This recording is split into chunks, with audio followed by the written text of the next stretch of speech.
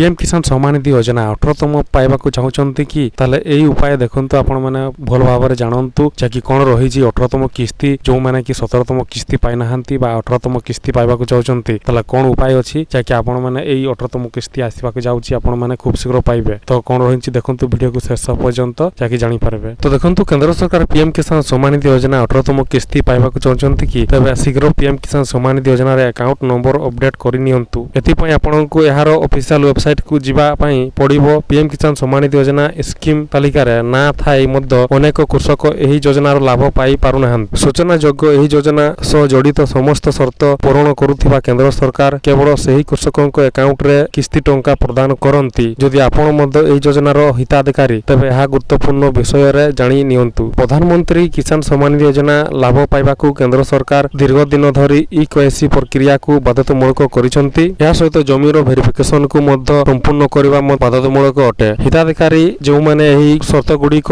पूर्ण करंती नाही सेमानक एही योजनार परवर्ती किस्तीर लाभ पाई पारिबे नाही। एही परिस्थिति रे जदि आपण ए पर्यंत एही कार्य गुड़िक समाप्त करि नाहंती तबे आज ही करि नियंतु नहले आपण माने एही पैसा पाई पारिबे नाही जाकि 18तम किस्ती आसबाक जाउची। तो ऑनलाइन सह सरकार चाषी को ई-केवाईसी ऑनलाइन रे करिबा पई सुविधा मध्य प्रदान करिसंती। आपण निज निकटस्थम केंद्र को जाय मध्य निजर ई-केवाईसी प्रक्रिया संपूर्ण करि पारिबे। हेले एथि पई आपनको किछि फी जमा करबाक पड़िबो। ई-केवाईसी प्रक्रिया समस्त करिबा बेले मने रखंतु जे आपनकर बैंक अकाउंट निश्चित भाबरे आधार सहित लिंक रहिबा दरकार। जदि आपण माने 18तम किस्ती पाइबाकू चाहउचंती तले आपण माने खाता को अपडेट करंतु। जदि आपण मानक खाता बंद हो जायछि तले आपण माने 18तम किस्ती पाइ पारिबे नै। आ जदि ई-केवाईसी करि नाहंती तले आपण माने ई-केवाईसी करंतु तले आपण माने खूब शीघ्र एही भलिया आजिरो अपडेट तले आशा करूछि। वीडियो भल लागतो तले शेयर करंतु, लाइक करंतु।